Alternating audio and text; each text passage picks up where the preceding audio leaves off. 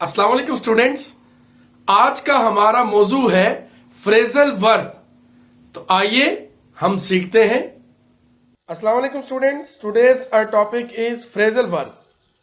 Phrasal verb एक नहायत अहम टॉपिक है और फ्रेजल वर्ब का जानना इंग्लिश ग्रामर में नहायत ज़रूरी है, क्योंकि जब भी हम कोई रिपोर्ट राइटिंग, एसे राइटिंग या स्पीकिंग में जब फ्रेजल वर्ब्स का इस्तेमाल करते हैं तो हमारी जो इंग्लिश स्पीकिंग या इंग्लिश राइटिंग है उसमें एक अलग निखार नज़र आता है और एक एडवांसमेंट नज़र आती है।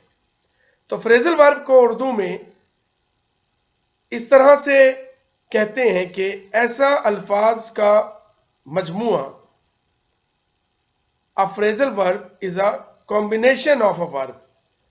ऐसे अल्फाज का मजमुआ जो क्या है, ऑफ अ वर्ब, एक फेल एंड विद एन एडवर्ब और अ प्रेपोजिशन, कि जो एक फेल किसके साथ, एडवर्ब या प्रेपोजिशंस के साथ मिलकर, और sometimes with both adverb and preposition दोनों के साथ मिलकर to form a new verb, एक नया वर्ब बनाता है, एक नया फेल बनाता है।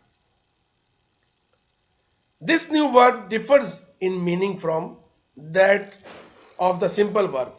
तो इसका जो मीनिंग फिर आता है वो जो पहले मीनिंग था उससे अलग हो जाता है। कहने का मतलब ये है कि वर्ब के साथ किसी भी एडवर्ब प्रेपोजिशंस को मिला देने से फ्रेजल वर्ब बन जाता है। वर्ब के साथ एडवर्ब और प्रेपोजिशन को, आपने हमारी एडवर्ब और काइंड्स ऑफ एडवर्ब, प्रेपोजिशन और काइंड्स ऑफ प्रेपोजिशन की वीडियोस देखी होंगी, और अगर नहीं देखी तो वो देखिए ताकि आपको एडवर्ब के बारे में मालूमात हो, एडवर्ब की टाइप्स के बारे में मालूमात हो, प्रेपोजिशन के बारे में मालूमात हो और प्रेपोजिशन की अकसाम के बारे में मालूमात हो। और जब ये वर्ब के साथ मिलते हैं तो ये फ्रेजल वर्ब बन जाता है। जैसा कि यहाँ देखिए, गो यहाँ पर वर्ब है, तो जब ये आगे कंबाइन हुआ गो अहेड, अब गो अहेड इसके मीनिंग यहां हमने आपके सामने लिखे हुए हैं। टू मूव फॉरवर्ड, आगे बढ़ना, आगे बढ़ने के लिए इस्तेमाल किया जाता है, राइट। तो you go ahead and find the help. तो इस तरह से डिफरेंट एग्जांपल्स बनाई जा सकती हैं। इसी तरह से एक एग्जांपल यहां और लिखी है, गेट एट। गेट यहां पर वर्ब है और एट जो है वो प्रेपोजिशन है। तो गेट एट, टू रीच, इसके मीनिंग क्या है, टू रीच, टू रीच पहुंचना। It is difficult to get at the space behind the cooker, right.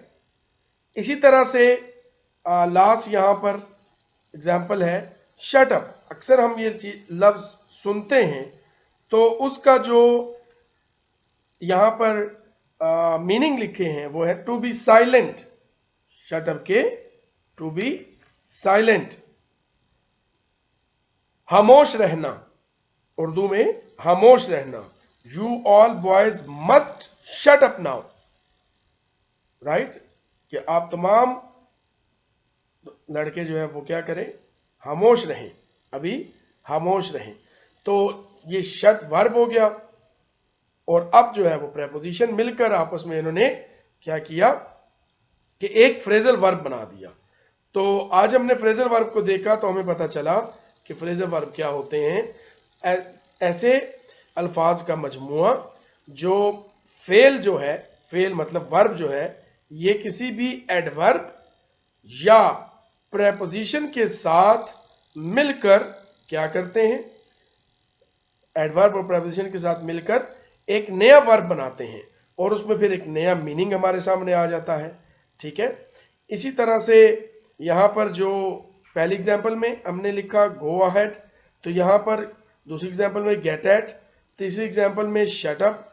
तो यहाँ पर गो, गेट और शट जो है ये तीनों वर्ब्स हैं। और इसी तरह से जो हमारे अहेड है ये एडवर्ब है और एट ये प्रेपोजिशन है। अब ये एडवर्ब है।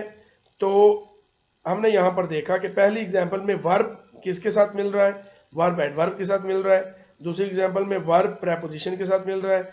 तीसरी एग्जांपल में वर्ब जो है वो किसके साथ मिल रहा है, अभी बताया हमने, एडवर्ब के साथ मिल रहा है। तो अब यहां पर एडवर्ब है, अहेड एडवर्ब है, और एट जो है ये हमारा प्रेपोजिशन है।